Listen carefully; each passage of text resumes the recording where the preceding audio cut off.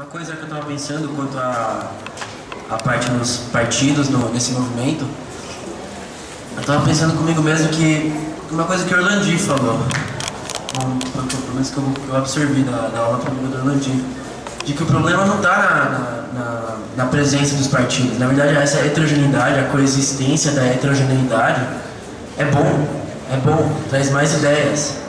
O problema não está nisso, o problema é na hegemonia de alguma ideia, eu acho. Eu acho que esse é o problema. Então, sim, eu também não vejo esse movimento específico que agora tem na USP, tem na Unicamp, então eu não vejo como um movimento estritamente partidário. Não, eu vejo como um movimento de estudantes. Os partidos têm sua participação, de alguma maneira uma ótima participação, de alguma maneira eu também não creio que seja alguma ótima, mas o bom é que existe essa coexistência. E também outra coisa que eu ia falar é que essa coisa que você falou de anarquismo como uma filosofia de vida é algo que eu venho pensando faz tempo, porque quando eu pensava no socialismo como a instituição, que é a categoria que é o socialismo, eu conseguia palpar aquilo. Quando eu pensava no capitalismo como a categoria abstrata que é o capitalismo, eu conseguia palpar aquilo. Mas quando eu pensava no anarquismo, de alguma maneira eu não me sentia confortável colocando ele como uma instituição. E agora eu vejo que é um paradoxo colocar a anarquia como uma instituição. De alguma... Bom, não é completamente, mas... Pensando bem. Tô pensando aqui agora. Mas o que eu ia falar é que eu comecei a conseguir palpar mais essa anarquia da maneira que eu tirei a anarquia do discurso e coloquei na prática. Onde é a relação que você tem. A anarquia eu consigo perceber mais como a relação que você tem com o outro. Ela é aplicada na relação horizontal com outra pessoa. Na medida que tem respeito e liberdade social, socialmente construída. Então é isso que eu ia falar, eu acho. Tinha mais alguma coisa que eu também esqueci agora. É só isso então, eu acho.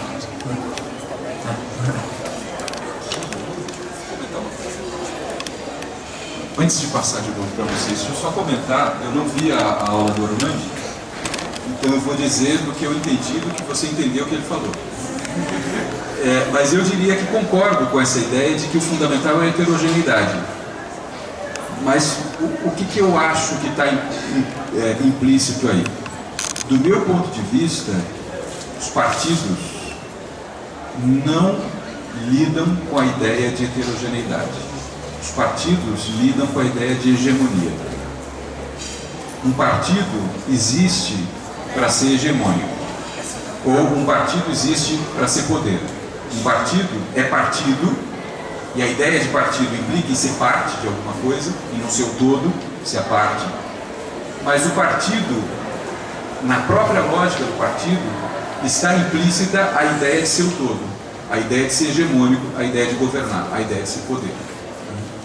Tinha um amigo que brincava, há muito tempo atrás, que nós deveríamos formar o PAT, o PAT, Partido Anarquista Temporário, que é anarquista enquanto não tem o poder, mas deixa de ser anarquista quando consegue chegar ao governo. É evidente que isso é uma piada, né? Vocês deviam ter rido antes, não? Mas, do meu ponto de vista, a lógica do partido é a lógica da hegemonia. Então, é interessante você ter uma pluralidade de partidos, sem dúvida, mas cada um desses partidos que faz parte dessa pluralidade está aí agindo nessa pluralidade para transformar essa pluralidade em unidade. Porque se um partido governa, se um partido chega ao poder, digamos assim, esse partido vai governar segundo os seus princípios. E por mais que os seus princípios sejam princípios interessantes, ou sejam princípios melhores do que os princípios de outro partido, ou que eu concorde mais com os princípios desse partido do que com os princípios daquele partido, quando um partido governa, ele governa hegemonicamente, ele governa em nome desses princípios e não em nome do heterogêneo. E aí, nesse aspecto, o anarquismo me parece de novo ser uma alternativa, porque na organização anarquista a heterogeneidade é implícita e explícita. Porque um elemento que eu não frisei na minha fala com vocês é que a gente só fala em anarquismo enquanto retórica, porque não existe o anarquismo. Eu citei aqui um ou outro autor, né, de textos anarquistas. Esses caras são absolutamente diferentes entre si, concordam em algumas coisas e discordam de inúmeras outras. Então não dá para a gente falar em o anarquismo. O mais correto seria falar em anarquismos, no plural, sempre. Porque cada um que se coloca para pensar numa perspectiva anarquista, pensa de uma forma. E é nesse sentido que eu estou dizendo que o anarquismo implica numa absoluta heterogeneidade. O anarquismo implica numa afirmação da diferença, necessariamente, eu diria. Diferente da lógica do partido, que implica na afirmação de uma diferença enquanto programa partidário, que tem a intenção de fazer dessa diferença uma hegemonia, uma totalidade. Então, do meu ponto de vista, pelo menos, claro que vocês podem discordar disso e a gente pode fazer um debate sobre isso aqui, sem dúvida alguma. Vocês podem até me convencer que eu estou completamente equivocado, mas em princípio me parece que na lógica do partido necessariamente se coloca a lógica da hegemonia e, portanto, a lógica da unidade. Nós nos abrimos para conversar porque nós queremos construir um projeto de unidade. E aí eu concordaria até certo ponto com essa afirmação do Orlandi de que o importante, quer dizer, concordaria com a afirmação de que o importante é a heterogeneidade, mas acho que a heterogeneidade dada pela pluralidade de partidos, ela é uma heterogeneidade que vai até certo ponto. Porque, por exemplo, se vocês forem ter um processo de eleição para o DCE, e você tem 10 partidos concorrendo ao DCE, a heterogeneidade está dada no momento da discussão. Mas no momento em que um desses partidos ganhar a direção do diretório, a heterogeneidade acabou, pelo menos durante o tempo de gestão daquele partido. E se a gente pensa numa lógica de autogestão, no DCE, por exemplo, a heterogeneidade está posta durante o período de gestão como um todo, e não apenas durante o período de discussão de uma proposta de gestão. Bom, primeiro eu queria saudar o debate, porque geralmente nas greves a gente acaba, às vezes, atarefado com todas as tarefas do dia a dia e esquece uma questão fundamental da luta, que é refletir teoricamente, pensar para onde ir e como ir. Nesse sentido, espaço como esse que discute questões estratégicas, na minha opinião, sobre como transformar o mundo, como ser vitorioso para os movimentos, eu acho fundamental. Primeira coisa que eu queria questionar, achei bem interessante a divisão que você colocou entre um anarquismo clássico do século XIX, ligado ao movimento operário, e talvez hoje uma ideia de anarquismo esteja ligado a uma prática de vida. Acho legal porque isso é algo que a gente vê na realidade. Muitos teóricos, muitos movimentos fizeram essa discussão de fato, avançar na ideia do anarquismo e modificar questões que eram defendidas no século XIX. Aí, para mim, a dúvida que eu tenho é a seguinte: no século XIX, para mim, ficava bem claro que a proposta do anarquismo era uma discussão sobre como transformar o modo capitalista, destruir ele e o que colocar no lugar. Ali, nesse sentido, eu acho que ele partia de um certo consenso com várias outras correntes, como o marxismo, que era o quê? A necessidade de um período insurrecional das massas para derrotar violentamente, talvez necessariamente num primeiro momento rápido, o Estado capitalista, suas formas de representação, o modo de produção capitalista, e aí as divergências viam como fazer isso e o que colocar depois. E quando a gente pega os novos teóricos hoje, como por exemplo John Rawls, o zapatista, ele tem um certo slogan que é tomar o mundo mudar o mundo sem tomar o poder. E aí a discussão se nessa visão de anarquismo que encara só mais como uma prática de vida, como é que fica essa discussão sobre esse momento da insurreição? Do que seria esse momento da destruição do Estado, do povo pegando em armas, se não tem, na verdade, uma mudança para a ideia de conviver de forma radical, ainda que você não consiga destruir o capitalismo, que é um pouco a impressão que eu tenho. A ideia é assim, não sei se é possível destruir o capitalismo, mas a minha proposta é conseguir conviver de forma diferente. Aí agora, um pouco a discussão sobre o movimento estudantil, que eu acho interessante pôr, porque você colocou uma questão bem legal, que é a novidade que parece estar acontecendo principalmente na USP, né? Os estudantes que lá que parece não ter um movimento partidário. Se a gente for pegar os partidos políticos em si, que participam do movimento estudantil, por exemplo, eles aumentaram. E o número de integrantes desses partidos também aumentaram e eles estão disputando as eleições do DCE normalmente. Mas eu acho que tem de fato uma coisa nova e bem interessante, que foi votado na Assembleia da USP uma proposta de comando de greve, que seria, na minha opinião, uma democracia direta, que é o quê? Um comando de delegados revogáveis. Isso possibilita o quê? Que o comando de delegados revogáveis seria as assembleias de base de cada curso elege os seus representantes que discutirão os rumos do movimento num comando de greve. O que acontece? Caso aconteça algum erro, caso a Assembleia discuta, peraí, o que foi decidido lá não tinha a ver com o que a Assembleia decidiu, esse delegado pode ser imediatamente revogado. E aí eu posso dizer que eu faço parte de um partido que defende esse modo de divisão. Não porque achar que tem que ser tudo hegemônico, mas porque o movimento depende de uma disputa de programas no sentido de disputa de rumos. Quando a gente tem um movimento, a gente tem inimigos e precisa discutir para onde ir. E nesse para onde ir, acho que é fundamental ter divergência, ter uma heterogeneidade. Só que o movimento precisa ter experiência e decidir sobre isso. Nesse sentido, qual que é importante? Que as decisões não se dêem pelas formas só representativas, ou seja, pessoas que não estão ligadas ou entidades que muitas vezes empreendem o próprio movimento, decidam por conta própria, mas estejam ligadas às próprias bases dos estudantes. Só que tem um problema, essa proposta eu acho que é a proposta fundamental e é um aprendizado que o movimento estudantil tem que ter, da democracia direta, e acho que isso é um grande saldo que a USP apresentou. Por outro lado, tem um problema da democracia direta, que é um problema bem concreto, que é o que ela, infelizmente, já só funciona ou funciona melhor em momentos de luta, em momentos de grande radicalidade. Por exemplo, num próprio movimento estudantil, a gente tem um problema se a gente for discutir autogestão, por exemplo, que ela pode se transformar, na minha opinião, numa discussão de homogeneidade.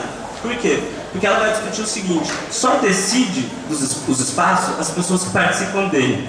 Só que nos momentos de luta não é todo mundo que participa. Alguns estudantes trabalham, alguns estudantes têm milhares de atividades. Nesse sentido, não conseguem participar desse espaço. Então, muitas entidades anarquistas não são cheias.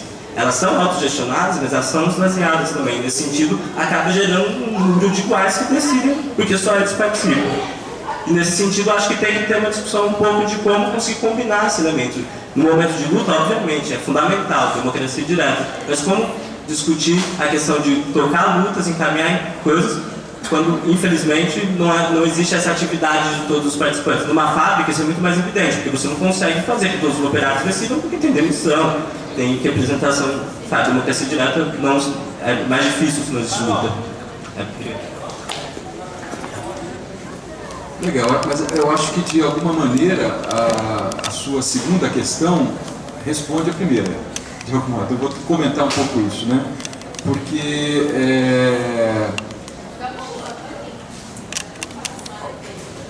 as questões são complexas, é evidente, e a gente falando rápido sobre elas, você acaba simplificando, às vezes simplificando demais, né? Mais do que poderia simplificar.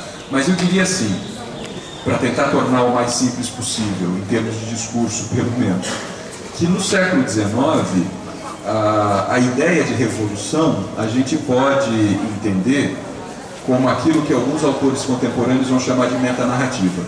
A revolução do século XIX é uma metanarrativa. A revolução é uma coisa geral, global e total. E aí todo pensamento social, todo pensamento revolucionário do século XIX, ele investe nessa ideia de revolução como uma transformação absoluta. Então, por exemplo, uma revolução é a transformação do capitalismo num outro sistema, quiçá um socialismo, ou um comunismo.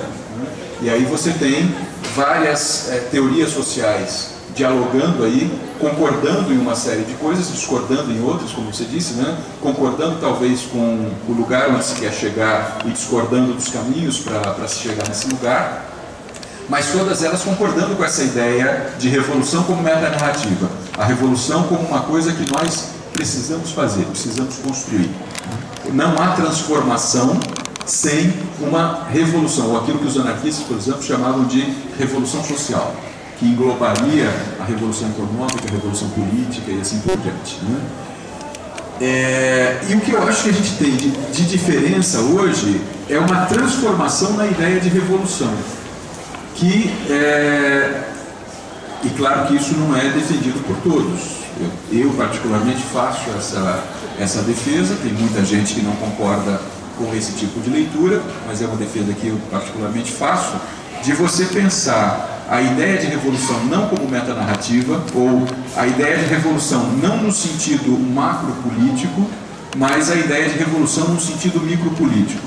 Então a revolução não como um grande acontecimento histórico, mas a revolução como algo que você faz no dia a dia e na sua própria vida, por exemplo. Então, como você cita, né, a invenção de formas diferentes de viver, então eu não preciso derrubar o capitalismo para viver de outra maneira. Eu posso inventar formas alternativas de vida.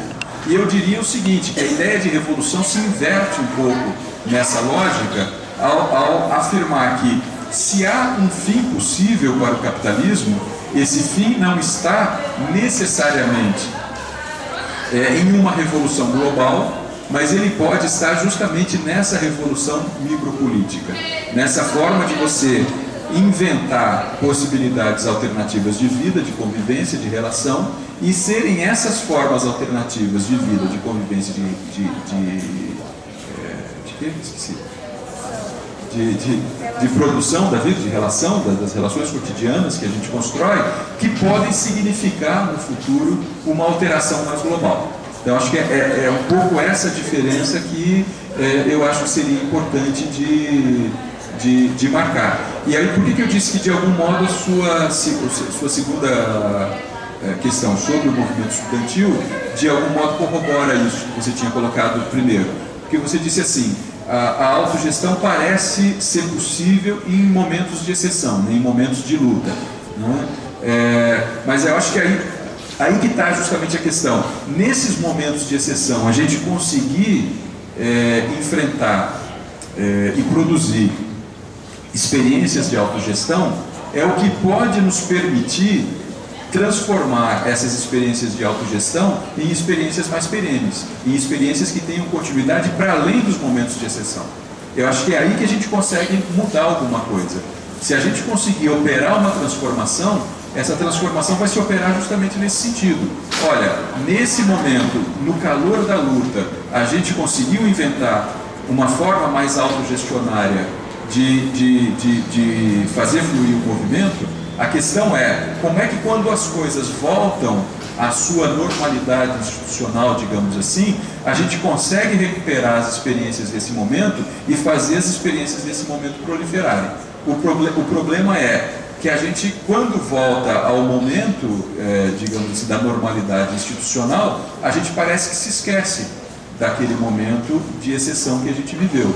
E aí a gente se acalma, a gente se acomoda, a gente se deixa levar de novo pela organização institucional. Eu acho que aí está o problema. E aí, de novo, eu diria, está o meu problema, e é o meu problema, não precisa ser o de vocês, com a lógica do partido. Porque eu acho que a lógica do partido leva a essa ideia de uma acomodação institucional. O partido luta por uma determinada lógica organizativa. Se o partido consegue hegemonia para implementar essa lógica organizativa, o partido se acomoda a essa lógica organizativa. Claro que isso tudo é muito criticável, né? A gente pode discutir isso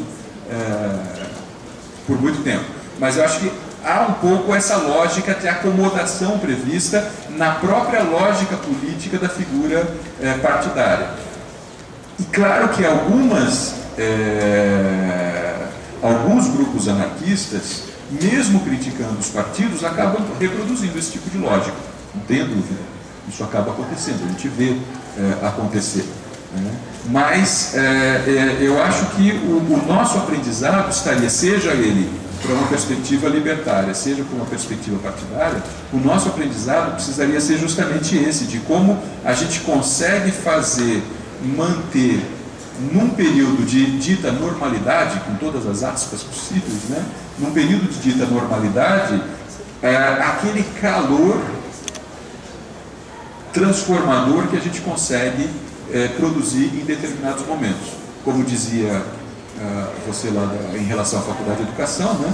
Como é que a gente consegue, sem estar numa paralisação, começar a fazer uma assembleia com 100, 200 pessoas. Como é que a gente consegue mobilizar isso? Como é que a gente consegue organizar isso? Né? Que tipo de caminhos a gente teria que pensar para organizar isso? Acho que é um pouco nessa direção que eu acho que a gente teria que juntar os esforços aqui para pensar e tentar avançar.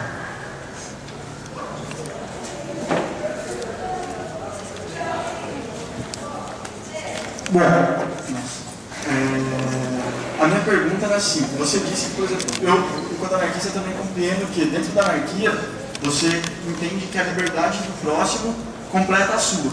Como Bakunin disse, um homem só é verdadeiramente livre, dentre outros homens livres.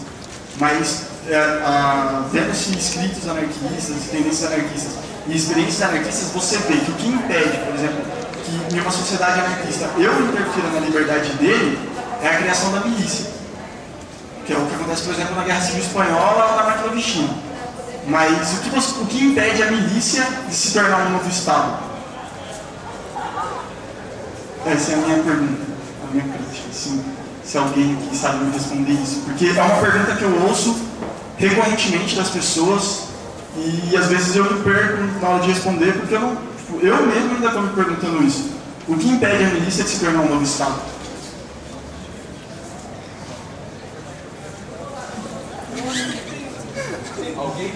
Você falou do zapatismo, né? Dos zapatistas. Eles tiveram uma... Quando eles foram criar o Exército deles em 96, os princípios, eles eram críticos a essa corrupção que o poder traz, né? Então, o lema dos caras sempre foi: a gente manda obedecendo, para o povo tudo, para nós nada, e não existem estruturas de recompensa.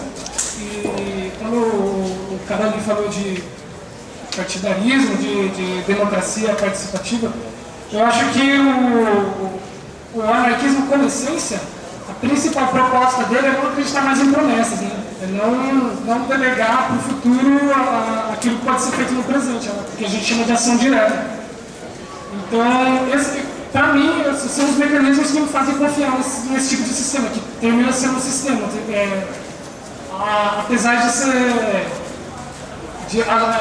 além de sistema, também é uma essência, né? E da qual os historiadores colocam. O George Woodcock, ele escreveu esse livro em 70, né? Em 70 por aí, ele não chegou a ver os contemporâneos, como Hackenberg, Bob Black, os caras que faziam outro tipo de propostas, como o primitivismo, o retorno a velhas essências, esse tipo de coisa. Eu acho que é a resposta aí à formação de milícia.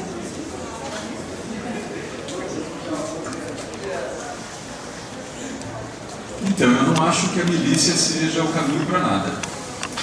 Eu acho que o problema não está... o problema está justamente na ideia de milícia. Mas aí tá, mas então o que impede que, por exemplo, eu esmurre ele porque ele comeu o meu pão? Então, o que impede o seu exercício da liberdade. Mas, ou seja, isso quer dizer que você acreditar na anarquia enquanto movimento social é falho, tá ligado? Então você não pode acreditar nisso, porque você não pode acreditar numa sociedade onde todas as pessoas sejam perfeitas e com ideias, você até pode, tá ligado? Mas daqui a 1 milhão de anos. Então, é você acreditar que você está lutando uma luta perdida. Essa ideia, então, de revolução, como aconteceu na Guerra Civil Espanhola, acreditar que ela não vai funcionar, entendeu? Mas eu acho isso. Porque a anarquia, ela fica então limitada a essa atividade no dia a dia, de você subverter o seu próprio cotidiano. Você acreditar então numa liberdade ou numa anarquia mundial, então isso digamos, acreditar que é utopia mesmo. Eu não colocaria a questão em termos de crença. Eu acho que se a gente coloca em termos de crença, eu que sou descrente de tudo, não conseguiria fazer absolutamente nada. Mas acho que assim, quando você fala da milícia, que você está citando momentos que são momentos revolucionários. Você citou a Máquina Vitina, citou a Guerra Civil Espanhola, então são momentos de exceção. E que a milícia entra ali meio que para exercer algum tipo de controle nesse momento de exceção. Agora, esses momentos são momentos de transição. O que eu acho interessante de pensar no anarquismo é justamente essa abertura segundo a qual você não tem qualquer controle. Então, eu tenho que dar conta da minha vida e das minhas ações. Eu tenho que me controlar, me autorregular, para não esmurrar o outro se o outro roubar o meu pão, por exemplo. Então, peraí, então, mas acho que assim, o que significa ser anarquista, por exemplo? Ser anarquista é respeitar o outro e se relacionar com o outro, partir do princípio do respeito, e não reagir violentamente ao outro se o outro roubar o meu pão. Isso é você tentar transformar a sua prática de vida segundo princípios libertários, segundo princípios anarquistas. O que garante, essa pergunta que você faz, que é a pergunta fundamental, o que garante que o outro faça o mesmo? Nada. Nada garante que o outro faça o mesmo. Aí está o nó. É um aprendizado que a gente tem que construir, não está dada a fórmula. Por isso que, quando você lê os vários autores anarquistas, nenhum deles tem a fórmula do que seria uma sociedade anarquista. Nenhum deles, já devolvo para vocês. Né? Você não encontra nenhum dos filósofos anarquistas, etc., que tem exatamente a fórmula de dizer, olha, o anarquismo é isso, uma sociedade anarquista é assim. Porque o que implica, o que estamos todos querendo construir, é uma outra forma de vida. Uma outra forma de vida que começa em cada um. Agora, começa comigo mudando a minha própria vida, começa comigo mudando a minha maneira de me relacionar com os outros. O que garante que o outro mude a maneira dele se relacionar comigo? Nada me garante isso. Agora, eu tenho que me garantir, ou tenho que responder pela minha responsabilidade na relação com o outro. O problema é justamente como é que você vai construir isso socialmente. Mas isso, felizmente, eu diria, a gente não tem a resposta. Não é infelizmente a gente não tem a resposta, é felizmente a gente não tem a resposta. E é felizmente por quê? Porque ninguém tem a resposta que a gente precisa dessa heterogeneidade que a gente estava falando antes. Porque aquilo no que eu estou convicto, eu vou ter que me desfazer de muitas convicções na relação com o outro, na discussão com o outro em muitos momentos, né? Confiando que o outro também se desfaça das suas convicções. Mas absolutamente nada me garante que isso vai acontecer. Ou seja, é algo que a gente tem que produzir na prática e que a gente tem que produzir no dia a dia, e produzir com cada um e produzir coletivamente. Não tem outra saída. Não tem indicação, não tem resposta. Eu acho que quando você entra com a questão da milícia, e aí você pergunta, o que garante que a milícia não vire um novo Estado? Eu diria, nada garante. Aliás, aí está o grande problema de você construir uma milícia, porque o passo para essa milícia virar um braço armado, virar um novo Estado, virar uma nova imposição, é muito pequeno, é muito tênue. Então, o melhor caminho, eu diria, é não ter milícia, porque se tiver milícia, dar o passo para o Estado, para a imposição, é muito fácil. O risco é muito grande. Eu acho menos arriscado, digamos assim, correr o risco do outro me agredir do que ter uma milícia que garanta que o outro não me agrida. Ou uma milícia que diga que o outro tem que agir livremente, que o outro tem que ser respeitoso das relações. Acho que aí está o ponto. Mas é uma conversa que tem que fazer, que tem que construir.